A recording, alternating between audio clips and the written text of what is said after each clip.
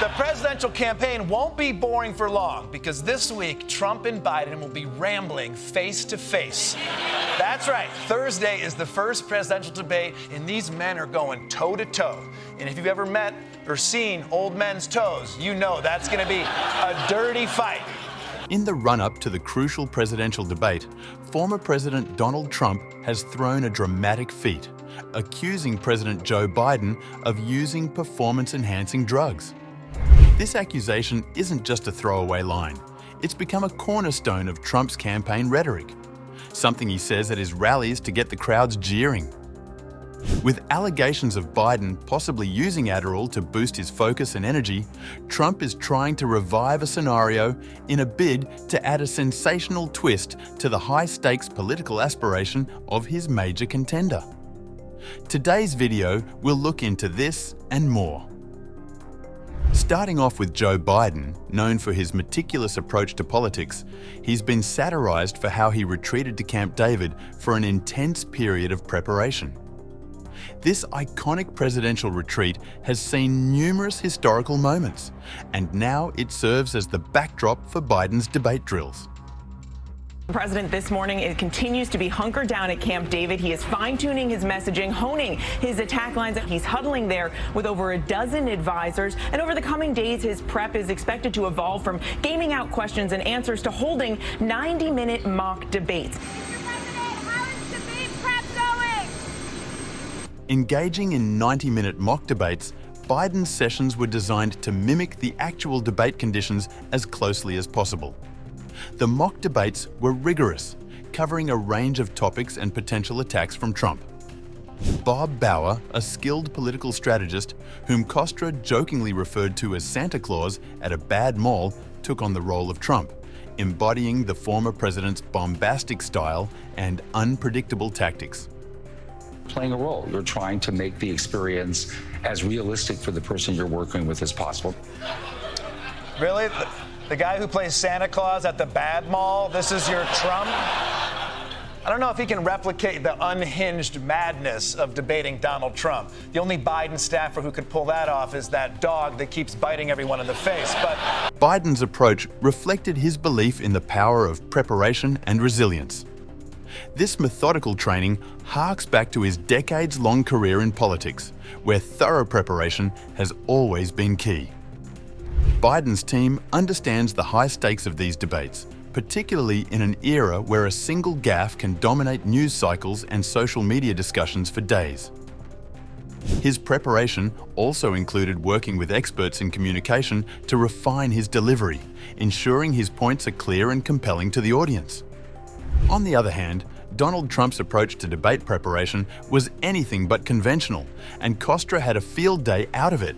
But preparing for the debate is not the only way to prepare for the debate, because Joe Biden's opponent, well, he's taking a different approach. Almost everything that President Biden is doing, Donald Trump is not. There are no mock debates. There are no rehearsed punchlines or pivot points. The former president also didn't take any time away from the campaign trail. Quite like him, Trump chose to forego traditional mock debates, instead focusing on his signature rallies as a form of preparation. These rallies were not just about energizing his base. They serve as a testing ground for his debate themes and rhetoric. We know Trump thrives in these high-energy environments, using them to sharpen his attacks and refine his populist messaging. How you're preparing for the debate, right? Because we see that President Biden is out at Camp David. You're on the campaign trail. What's your strategy for the debate? Well, this is really the best strategy right here. We have all these people screaming questions. Okay. First of all, no one's screaming questions. Trump's reluctance to engage in formal debate prep can be seen as a continuation of his unconventional political style. Throughout his political career, Trump has often relied on his instinct and charisma rather than detailed preparation. By keeping his expectations low and suggesting that he might intentionally lose the debate, Trump was setting the stage to frame any outcome as a victory. Trump appears to be lowering expectations and making excuses ahead of the upcoming presidential debate with President Biden. So I'm not underestimating him. I assume he's going to be somebody that will be a worthy debater? Well, maybe I'm better off losing the debate. I'll lose the debate on purpose. Maybe I'll do something like that. All right. Don't lower expectations that far. You know? But this strategy did allow Trump maintain his image as an outsider who defies traditional political norms. Moreover, Trump's approach was a calculated risk. By bypassing conventional prep, he hoped to come across as more authentic and spontaneous. This tactic has resonated with his supporters in the past, who appreciate his unfiltered style. However, it also carried the risk of appearing unprepared or erratic, particularly in a high-stakes debate setting where policy knowledge and coherence are crucial. Trump's rallies provide him with a platform to address his supporters directly, bypassing traditional media filters. This direct engagement has been a hallmark of his political career, enabling him to maintain a strong connection with his base. However, this approach also carried risks, as it left him vulnerable to appearing erratic and predictable in the structured setting of the formal debate. Adding a layer of controversy to the debate build-up, Trump's campaign came up leveling bizarre accusations against Biden, alleging that he may use performance-enhancing drugs. They're going to need to goose him and juice him. A lot of Red Bull, a lot of caffeine pills. He's on Adderall or he's on Ritalin. Excedrin that has caffeine in it. Hopped up on B12. IV fluids. Monster energy drink. Or something. Or something. Whatever happened to all that cocaine that was missing? Hear how Michael Kostra puts it. The Republican talking point is that if Biden does well, it's because he's taking performance-enhancing drugs, which is just such a stupid conspiracy theory. Because, first off, if Biden's body could handle even half of what they're saying, he's the strongest man alive, you know? But this is not the first time Trump has made such accusations. During the 2020 election, he made similar claims, suggesting that Biden was using drugs to enhance his performance during debates. These allegations, although unfounded, play into a broader strategy of sowing doubt and undermining confidence in Biden's capabilities. The conservative media ecosystem has amplified these claims, creating a narrative that questions Biden's health and fitness for office. Trump's insistence on this point stems from his observations of Biden's performances, where he noted an unexpected level of energy during public appearances, followed by a perceived quick decline.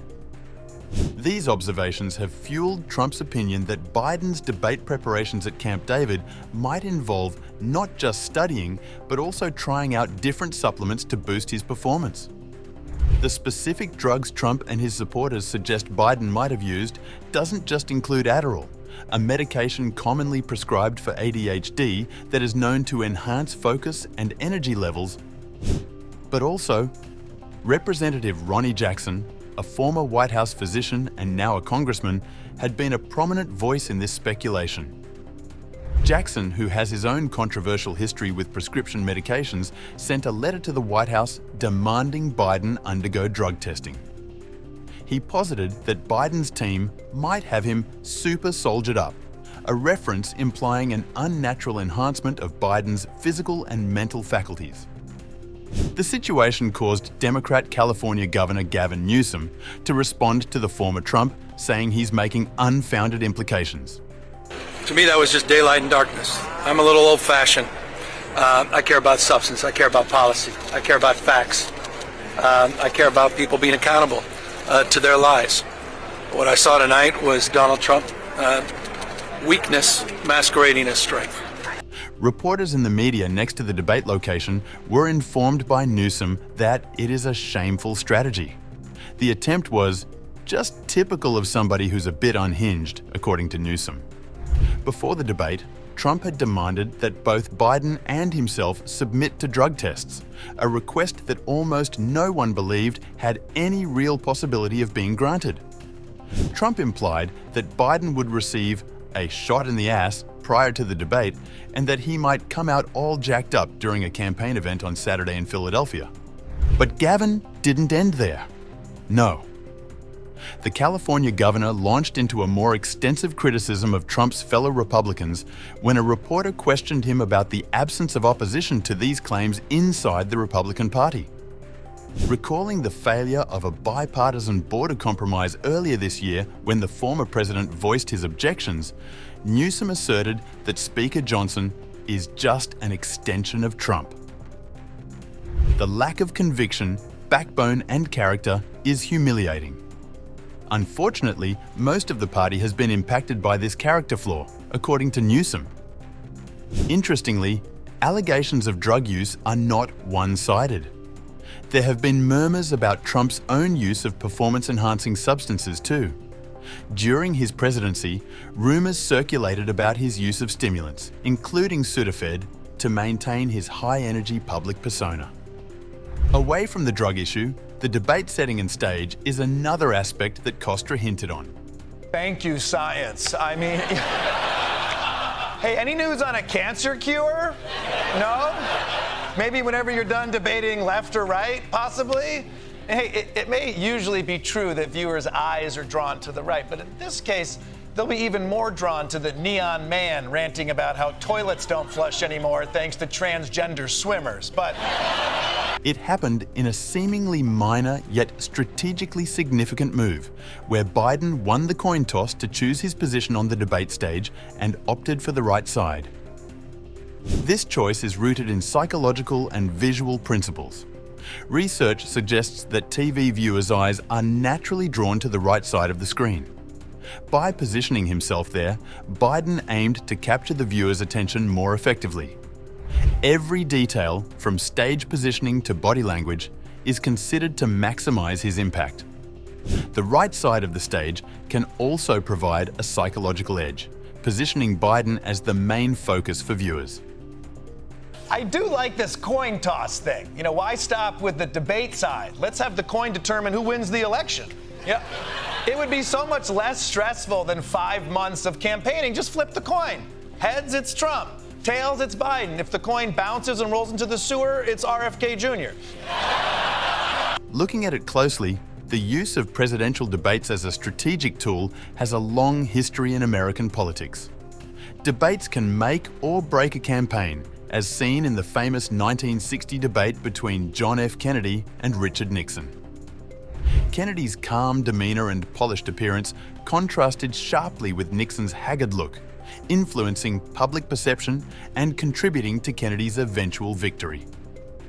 The stakes were equally high in the Trump-Biden debate, with both candidates aiming to sway undecided voters and solidify their support base. The debate was a critical moment in the election, offering a window into the candidates' visions for the future and their ability to lead under pressure. Kindly share your thoughts and opinions about the presidential debate in the comments section below.